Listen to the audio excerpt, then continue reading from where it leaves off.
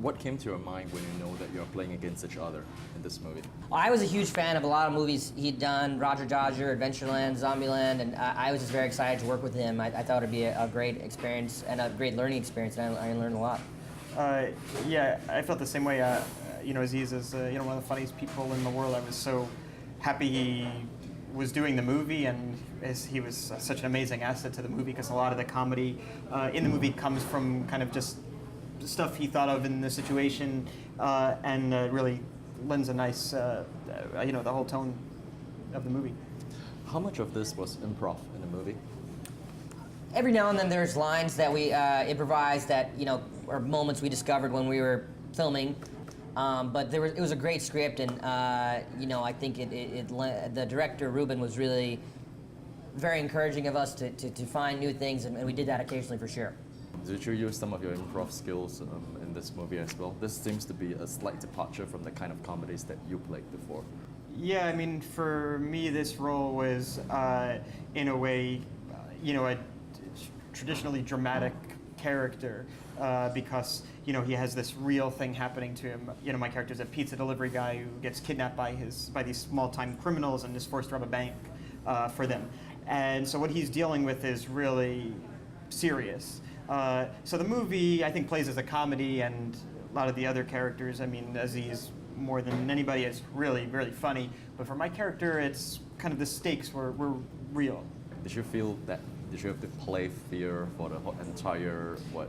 Right, so for 2 months you're kind of in the same, every day playing this kind of scary thing, and it's hard to sustain that because it's such a heightened, the movie's almost fantastical in that way, like what would these guys do if they had to rob a bank? So it's kind of difficult to sustain that level of fear, but that's the, I guess, challenge of my job, and I could have a more difficult job, I suppose, having to lift something off the ground all day.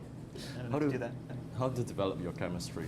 As we were filming, we quickly developed a rapport and became fast friends, and I think what you see on screen is a variation of our real-life kind of rapport. This is probably the raunchiest movie. Oh, raunchiest. Right, that either of you have done.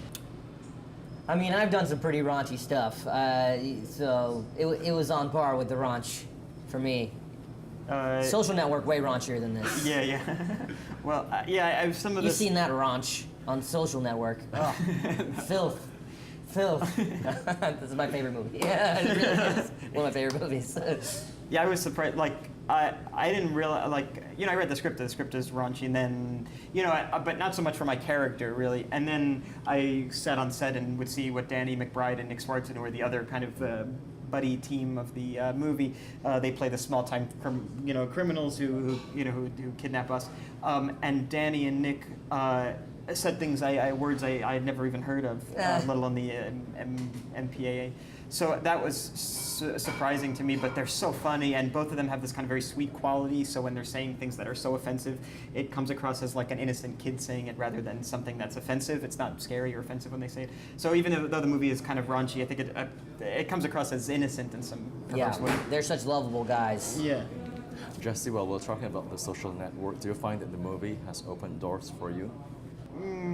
Well, it's nice to be in something that is received well, but as an actor, you still spend 6 months out of the year not working and looking for something to do.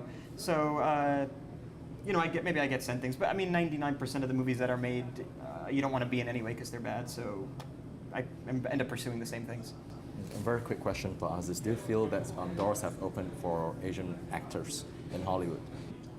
I don't know. I mean, for me, like, I think it's just the normal progression for an actor, regardless of your ethnicity. It's a thing where you just need to work very hard, and if you do good work, I think people will find you and give you more work, regardless of your ethnicity or anything. As long as you're not racist, doors will open for you if you work hard and do good stuff.